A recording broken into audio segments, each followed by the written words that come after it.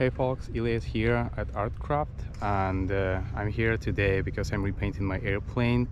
I will ask some questions about the pricing and potential savings, and hopefully Brenda, who's behind me in the hangar, will show me their facility. All right, Ilya, so here you're looking at one of our 3 hangars.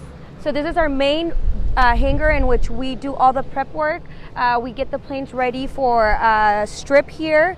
We do the arrival inspection on this side, and of course once we do all the protection, all the covering of the seams and all of that, then we take it to the other side for the stripper. As I mentioned, we use this hangar for prepping, but we also use this hangar for finalizing the flight controls. This is where the mechanics, the A&P, will balance the flight controls and reinstall them.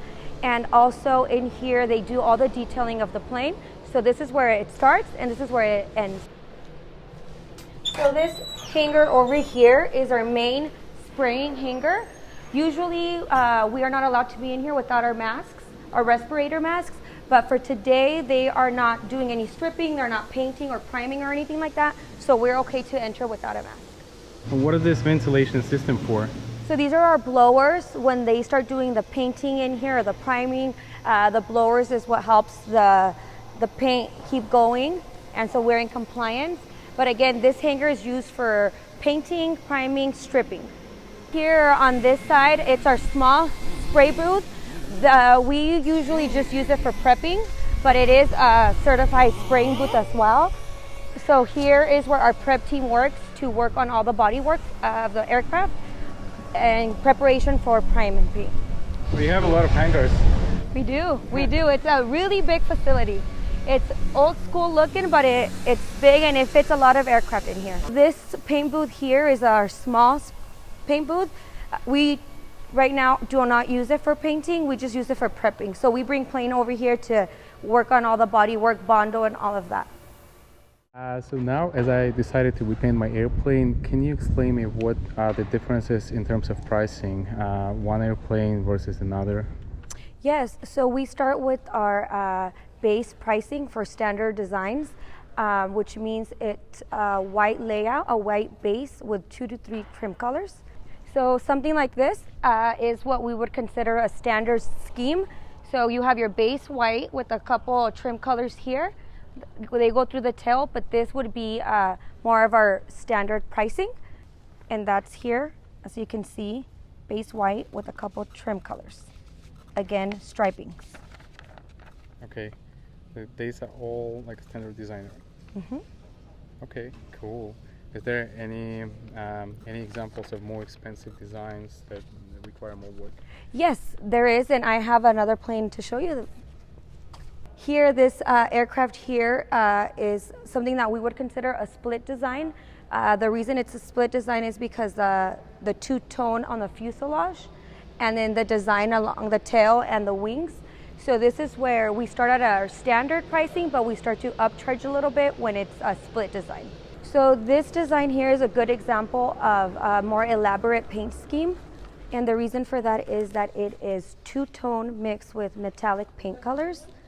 And it has a little bit more detail on the design itself, as you can see on the tail.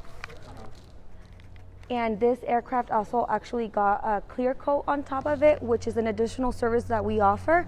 But that's when the price starts kind of going up when you add onto it. So the things that are included in the base pricing of our contracts is the full strip base painting, priming and painting of the aircraft, the removing, balancing and reinstallation of the flight controls, and 10 hours of body work.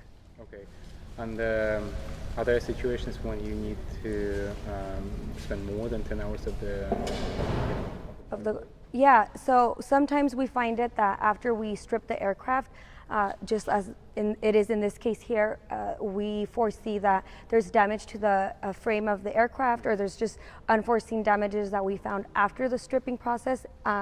So when we do find that, then that's when we notify the customer and let them know that that's a potential additional cost. And at the end of the day, it is up to the customer to approve that work or not. Do you have examples? I sure do, and I'm actually going to have Manny, our shop manager, explain like an example of that. This is a perfect example. So all this, now it's getting fixed, but all this was found post-stripping it. A lot of dents that it had on this section, some were visible, but some were already repaired previously, so there's no way really for us to see it until we strip it. So I mean, and as you can see on top of here, there's a pretty big one. Oh yeah. Of course, we always contact the customer and ask him if he wants us to proceed. It can add weight depending on how much filler we use. But at the end of the day, it's up to the customer. And I mean, the way that we do it is we identify them, mark them, and then start building it up. Most of this is gonna come off. It doesn't stay like that. We get it to the point that we only fill in the dent, right? For the same reason of weight. And after that, of course, it gets primered and then painted, and it's like nothing happened. So they get removed as soon as the aircraft arrives before the stripping process starts, and we weigh and balance them, right? So in this case, they all came over the limits. We stripped them, and they're on this side because we rebalance them to see how we're doing. And some are right on the limits already, but they have no paint, as you can see. So the moment we paint them, it's gonna throw them off balance.